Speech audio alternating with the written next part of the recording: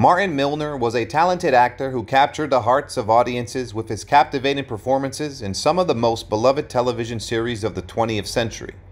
He is perhaps best known for his roles in the iconic shows Route 66 and Adam-12, where he brought to life a wide range of complex characters that left a lasting impression on viewers. Milner's career spanned over 5 decades, and he worked alongside some of Hollywood's most notable stars, cementing his legacy as one of the most versatile and talented actors of his generation. However, despite his success on screen, Milner's personal life was filled with struggles and tragedy, leading to a sad and premature ending to his life. Martin Milner, also known as Martin Sam Milner, was born in Detroit, Michigan on December 28, 1931. His father, Sam Gordon Milner, was a Polish-Jewish immigrant and worked in the film industry as a distributor. On the other hand, his mother, Mildred, was a dancer for the Paramount Theater circuit. When Martin was 9 years old, his family moved to Seattle, Washington, where he joined a children's theater group at the Cornish Playhouse. In Seattle, Martin started acting with the Cornish Players Theater Troupe. At the young age of 15, Martin's family moved to Hollywood due to his father's job, and he was able to land an agent. Shortly after, he was selected to play the role of John Day, the second eldest red-headed son in the film adaptation of Clarence Day Jr.'s popular Broadway play, Life with Father, produced by Warner Brothers.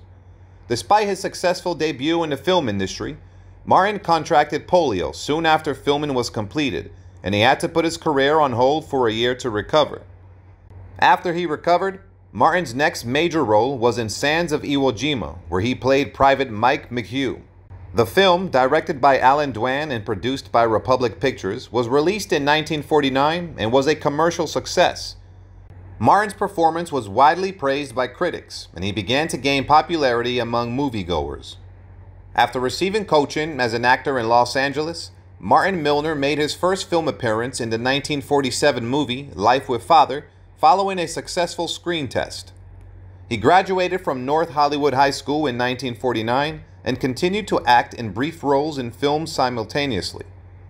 Martin's passion for acting led him to attend the University of Southern California to study theater. However, his eagerness to pursue an acting career made him drop out of college in 1950. Soon after, Martin made his first television appearance in the American Broadcasting Company drama The Lone Ranger in the same year. He then landed his first significant television role as Drexel Potter in the American Broadcasting Company sitcom The Stu Irwin Show. During the filming of Halls of Montezuma in 1950, Martin Milner met Jack Webb and they developed a professional relationship.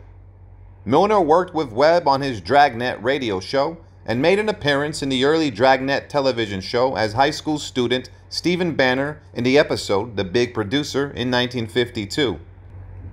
Milner's youthful looks prevented him from playing the part of Joe Friday's partner in some of the early television episodes. However, Webb allowed him to play teenage characters in those early shows, referring to him as the house-male juvenile delinquent of the series. Interestingly, according to the Jack Webb biography, Just the Facts, Ma'am, Webb owed Milner some money from a card game, which he had recorded during the filming of Halls of Montezuma.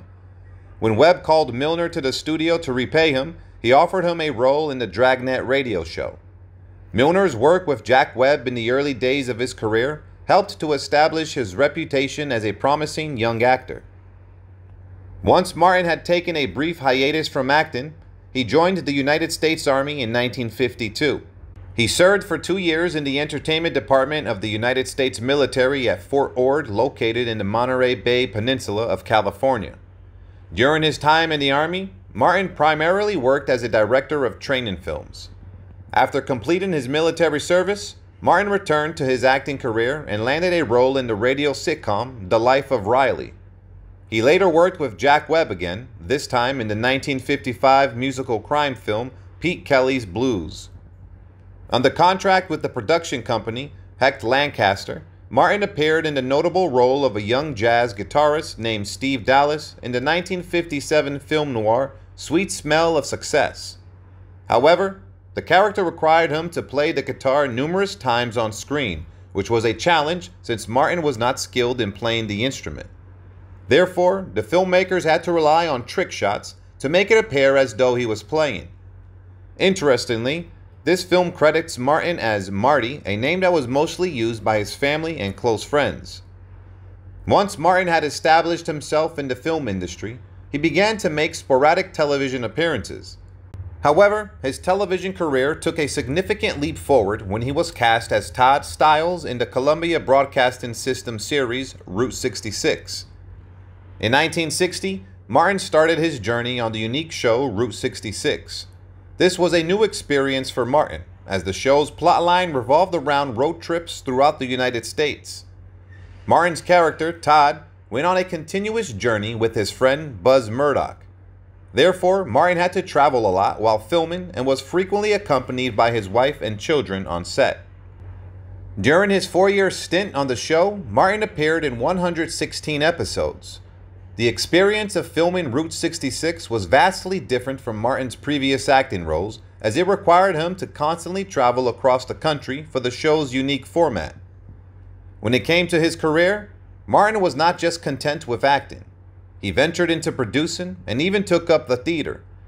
In 1960, Martin had his first project as an associate producer for the comedy film Sex Kittens Go to College. He also played the character of George Barton in the film. 7 years later, in 1967, Martin appeared in the drama film Valley of the Dolls as Mel Anderson. Aside from his work in film, Martin also made a name for himself in the theater. In the same year, he took to the stage in the Broadway comedy The 90-Day Mistress. Martin continued to perform in theater with his involvement in the 1974 Kenley Players production titled The Tunnel of Love. In 1968, Martin landed his second recurring role on the police procedural drama Adam-12 on NBC. The show was co-created by his longtime friend Jack Webb, and it proved to be one of his most significant collaborations with Webb.